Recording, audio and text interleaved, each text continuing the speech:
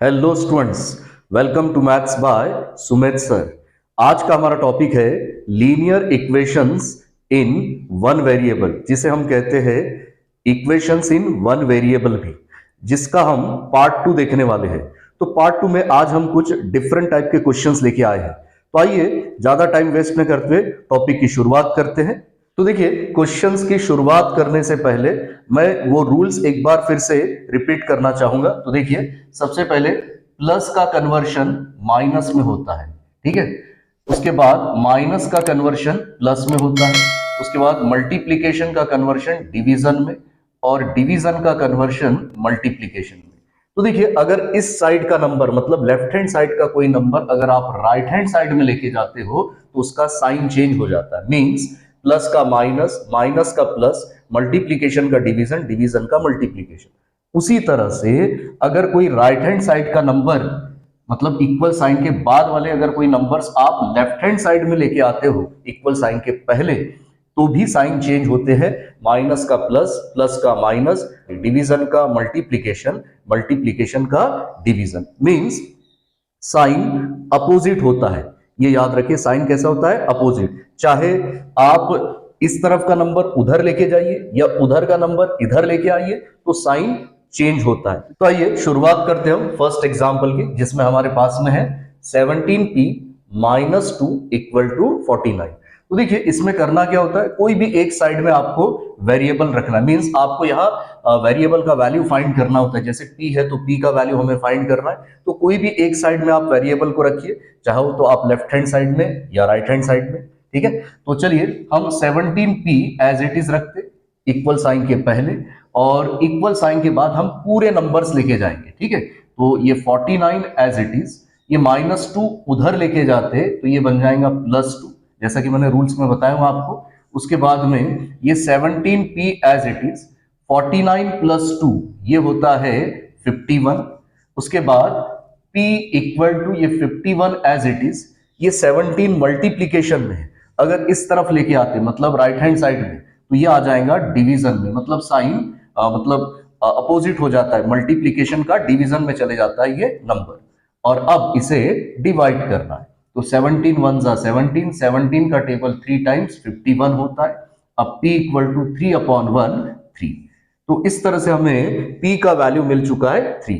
अब चलते हम सेकंड एग्जांपल पर। तो देखिए, सेकंड एग्जांपल में क्या है हमारे पास, 3x + 12 इक्वल टू 2x - 4। तो अब इक्वल साइन के पहले हम वेरिएबल्स को कलेक्ट करते हैं और इक्वल साइन के बाद में कांस्टेंट रखते हैं, ठीक है। मींस तो अब देखिए आप, ये 3x एज इट इज, ये +2x इधर लेके आते हैं तो ये -2x हो जाएगा। मतलब अपोजिट साइन हो जाएगा, प्लस का माइनस। उसी तरह से ये -4 एज इट इज, मतलब जैसा का वैसा। ये +12 उधर लेके जाएंगे मतलब इक्वल साइन के बाद, तो ये हो जाएगा -12। और अब सिंप्लीफाई करते, 3x में से 2x माइनस करते 1x, 1x का मतलब x होता है। और अब दोनों नंबर्स के सामने माइनस साइन है तो नंबर्स को प्लस किया जाता है और साइन माइनस का, मतलब x का वैल्यू हमें मिल चुका है -16। तो अब चलते हम थर्ड एग्जांपल की ओर, जिसमें हमारे पास है 5 × x - 3 इक्वल टू 3 × x + 2। तो सबसे पहले हम सिंप्लीफाई कर लेते। देखिए, ब्रैकेट के बाहर 5 है तो पहले 5 से मल्टीप्लाई कर लेंगे। तो 5 × x 5x हो गया, माइनस है तो माइनस, 5 × 3 50, इक्वल साइन है तो इक्वल साइन। अब इक्वल साइन के बाद में हमारे पास है 3 × x + 2। तो यहाँ 3 से मल्टीप्लाई करना है, तो 3 × x 3x होता है, प्लस साइन है तो प्लस, 3 × 2 6। और अब वेरिएबल्स को एक साइड में कलेक्ट करेंगे और कांस्टेंट को अलग, मतलब कांस्टेंट मींस ओनली नंबर्स, ठीक है। तो ये 5x as it is, plus 3x इस साइड लेके आते हैं तो ये हो जाएगा -3x इक्वल टू, फिर ये 6 जैसा का वैसा, -15 उधर लेके जाते तो ये हो जाएगा +50।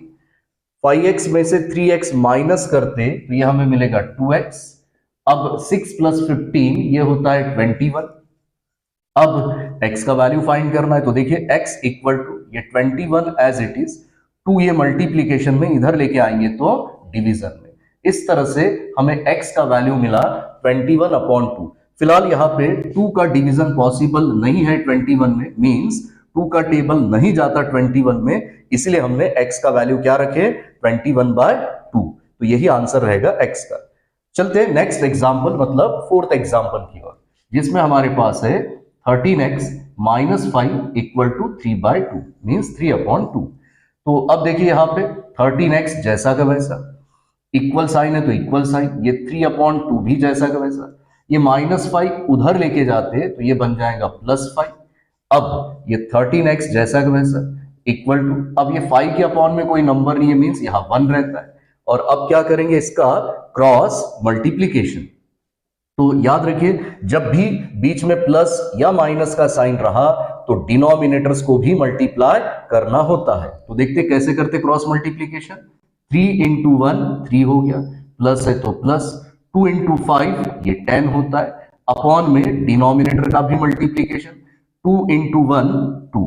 तो अब देखिए ये 13x जैसा का वैसा, इक्वल साइन है तो इक्वल, 10 + 3 ये 13 होता है, अपॉन में है 2 तो ये 2। अब 13x के अपॉन में कोई नंबर नहीं है मीन्स यहाँ 1 रहता है, तो यहाँ 1 ले लिया हमने। अब इक्वल साइन है, फिर एक बार हम क्रॉस मल्टीप्लीकेशन करते हैं तो देखिए 13x × 2 हो जाएगा, मतलब इस तरह से 13x × 2 इक्वल टू 13 × 1 13 होता है। जब भी इक्वल साइन है और आप क्रॉस मल्टीप्लीकेशन करते हो तो डिनोमिनेटर्स को मल्टीप्लाई नहीं करना है। और अब आगे देखिए 13x × 2 ये होता है 26x इक्वल टू, ये 13 है तो 13, अब x इक्वल टू ये 13 जैसा का वैसा, 26 मल्टीप्लीकेशन में इस तरफ लेके आएंगे तो ये डिवीजन में आ जाएगा। तो 13 1 13 का टेबल 2 टाइम्स 26 होता है। इस तरह से x का वैल्यू हमें मिलने जा रहा है 1/2, क्योंकि इसके आगे अब सिंप्लीफिकेशन पॉसिबल नहीं है। तो x का वैल्यू हुआ 1/2 मीन्स 1/2। तो आइए अब चलते हैं फिफ्थ एग्जांपल की ओर। यहां पर भी देखिए सबसे पहले इक्वल साइन है, क्रॉस मल्टीप्लीकेशन करने जा रहे हैं। तो 7 को आप मल्टीप्लाई करेंगे x - 9 से और 5 को मल्टीप्लाई करेंगे x - 5 से। तो देखिए इस तरह से 7 × ये x - 9 इक्वल साइन है तो इक्वल, और 5 × ये हो जाएगा x - 5। इस बार भी इक्वल साइन है तो डिनोमिनेटर्स को मल्टीप्लाई नहीं करना है इक्वल साइन होने पर, ठीक है। तो अब 7 × x 7x हो गया, माइनस है तो माइनस, 7 × 9 63, इक्वल साइन है तो इक्वल, 5 × x 5x होता है, माइनस है तो माइनस, 5 × 5 25। और अब वेरिएबल्स को एक तरफ कलेक्ट करते, कांस्टेंट को दूसरी तरफ। तो देखिए 7x जैसा का वैसा, प्लस 5x इधर लेके आते हैं, माइनस 5x हो जाएगा, इक्वल साइन है तो इक्वल, ये -25 जैसा का वैसा, -63 उधर लेके जाते हैं तो +63 बन जाएगा ये। अब देखिए सिंप्लीफिकेशन, 7x - 5x ये होता है 2x। अब माइनस प्लस माइनस होता है, हमेशा बड़े नंबर में से छोटे नंबर को माइनस किया जाता है और साइन हमेशा बड़े नंबर का दिया जाता है। तो 63 में से 25 माइनस करेंगे तो ये आपको मिलना है 38, लेकिन साइन ग्रेटर नंबर के सामने प्लस है इसलिए आंसर प्लस में। और अब x इक्वल टू ये 38 जैसा का वैसा, 2 मल्टीप्लीकेशन में इधर लेके आते हैं तो डिवीजन में, 2 1 और 2 का टेबल इसमें 19 टाइम्स, तो x इक्वल टू 19/1 ये होता है 19। तो इस तरह से हमें x का वैल्यू मिला है 19। अब देखते हैं सिक्स्थ एग्जांपल, जिसमें हमारे पास है y/7 plus y - 4/3 equal to 2। 3 × y ये होता है 3y, प्लस साइन है तो प्लस, 7 × ये हो जाएगा आपका y - 4। आपको यहां बता दूं बीच में प्लस साइन है, हम क्रॉस मल्टीप्लीकेशन करने जा रहे हैं तो डिनोमिनेटर्स को भी मल्टीप्लाई करना होता है, मींस 7 × 3 ये 21 और इक्वल साइन के बाद है 2। अब ये 3y जैसा का वैसा, प्लस है तो प्लस, 7 × y 7y हो गया, प्लस माइनस माइनस होता है, 7 × 4 28 और अपॉन में है 21 और इक्वल साइन के बाद ये 2। चलते सिंप्लीफिकेशन की ओर, ये 7y + 3y ये होता है 10y, ये -28 जैसा का वैसा, अपॉन में 21 और इक्वल टू 2। अब 2 के अपॉन में कुछ नहीं मीन्स हम 1 ले सकते और अब इसका भी यहां हम क्रॉस मल्टीप्लीकेशन करेंगे, लेकिन इक्वल साइन है तो डिनोमिनेटर को मल्टीप्लाई नहीं करना है। तो अब 10y माइनस 28 इंटू 1, ये इतना ही आएगा, 10y माइनस 28, इक्वल साइन तो इक्वल, और 21 इंटू 2 ये होता है 42। अब आगे 10y जैसा का वैसा इक्वल टू ये 42, ये माइनस 28 उधर लेके जाएंगे तो ये प्लस 28 हो जाएगा।